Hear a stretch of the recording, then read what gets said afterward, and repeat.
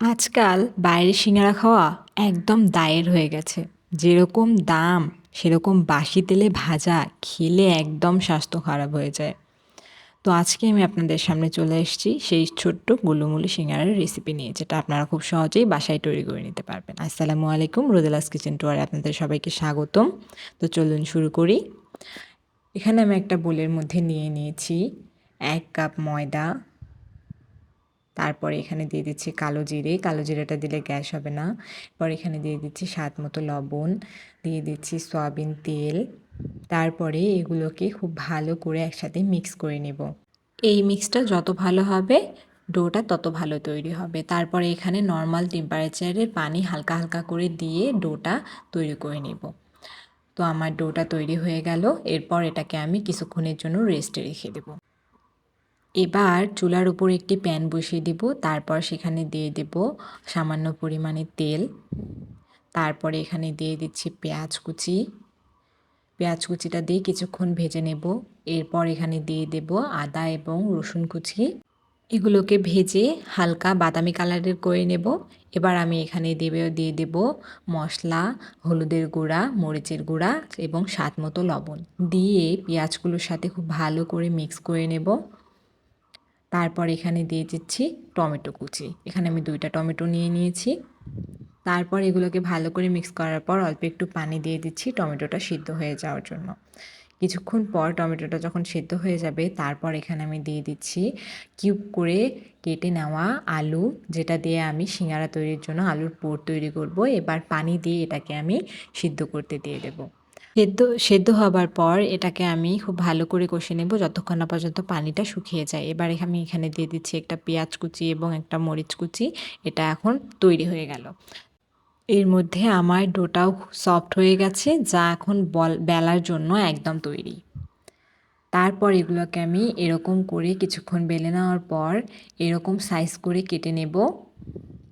এগুলো সাইজে একদম সমান হলে ভালো হয়, তাতে সিঙ্গারাগুলো একদম সমান সমান তৈরি হবে। এবার এই ডোগুলোর মধ্যে একটা ডো নিয়ে আমি সিঙ্গারা তৈরি করব। সিঙ্গারাটা যাতে সফট হয় তাই এটাকে কিছুক্ষণ ধরে খুব ভালো করে ডলে নেব। এবার এটাকে বেলে এরকম সাইজ করে কেটে নেব। এবার এর এক সাইডে এভাবে পানি দিয়ে অ্যাড করে দেব। দেওয়ার পর সিঙ্গারার একটা কোণ তৈরি হয়ে গেল। এবার এর মধ্যে আমি দিয়ে দেব আলুর পুর, যেটা আমি কিছুক্ষণ আগে তৈরি করে নিয়েছিলাম। তো আপনারা বাসায় এই ছোট্ট গোলুমুলু সিঙ্গারাটা অবশ্যই ট্রাই করবেন। এটা কিন্তু খেতে অনেক সুস্বাদু হয়েছিল। আলুর পুর দেওয়ার পর এভাবে সাইড থেকে আবার পানি যোগ করে দিয়ে এভাবে এক সাইড থেকে আমি এটাকে অ্যাড করে এরকম করে চাপ দিয়ে দেব যাতে এটা খুলে না আসে। তারপর অন্য সাইড থেকে এভাবে অ্যাড করে দেব। তো তৈরি হয়ে গেল আমার সিঙ্গারা।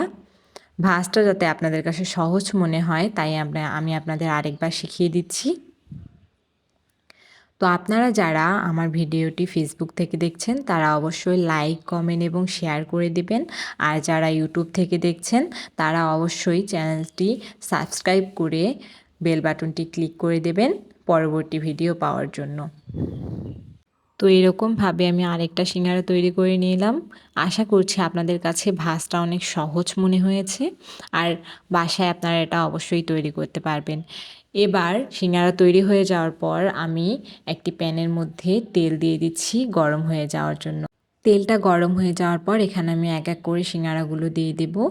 চুলার আঁচটা মিডিয়ামে থাকতে হবে, না হলে কিন্তু সিঙ্গারাগুলো ভেতর থেকে একদম মচমচে হয়ে যাবে না এবং কাঁচা কাঁচা ভাব থেকে যাবে। ভালো করে উলটপালট করে ভেজে নেওয়ার পর এগুলো যখন ভাজা হয়ে গেছে আমি এক এক করে এগুলোকে তুলে নিচ্ছি। তো তৈরি হয়ে গেল আমার ছোট্ট গোলুমুলু সিঙ্গারা। এটাকে আমি সসের সাথে পরিবেশন করেছি। আশা করছি আপনাদের কাছে আমার ভিডিওটি ভালো লেগেছে। আপনারা বাসায় এটা অবশ্যই ট্রাই কিনেও আপনারা এটা দিয়ে দিতে পারেন। এটি খেতে অনেক সুস্বাদু হয়েছে।